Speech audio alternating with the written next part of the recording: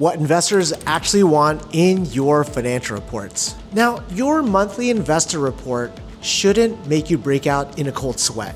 But if you're sending out spreadsheets that look like this, instead of reports that look like this, you're accidentally telling investors that you don't know what you're doing. How's it going? My name is Eric, and I'm from the Cashflow Doctor. I've helped hundreds of startups create investor reports that build confidence instead of confusion. Let me show you exactly what sophisticated investors want to see. First of all, let's talk about basic financial metrics. And it's not just, well, we made money this month. Some important data points are things like monthly recurring revenue, annual run rate, customer acquisition cost, and lifetime value.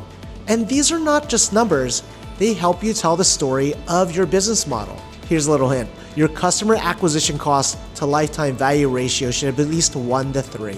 And if it's not, investors will worry about your unit economics.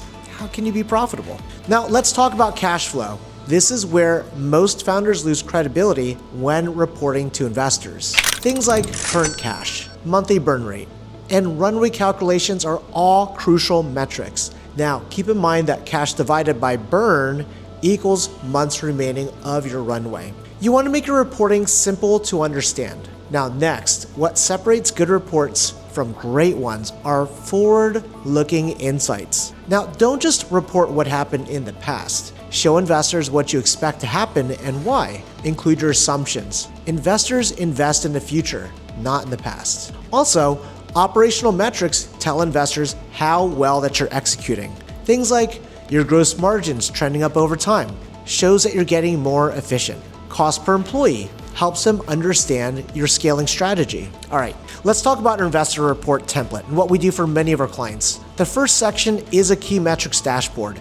Now, everything critical fits on one page, and this is where a lot of clients put their most important KPIs. Now, section 2 is for your financial statements, but simplified. Profit and loss, cash flow, and balance sheet basics remain here. Now, many investors want to see an overview without a huge complex detail. Section 3 is for forward-looking conversations, and this is where you will show that you are thinking strategically. Section 4 is for key insights and learnings, and this is where you will demonstrate growth as a leader. Now, we had one client that came to us struggling to raise their Series A, and what we found was their financial reports were confusing and incomplete. Their books were a mess. So we took over and restructured their monthly reporting and cleaned up their financials. And 3 months later, they ended up closing a $5 million round. The lead investor specifically mentioned that their exceptional financial transparency and planning helped. Same company, better reporting.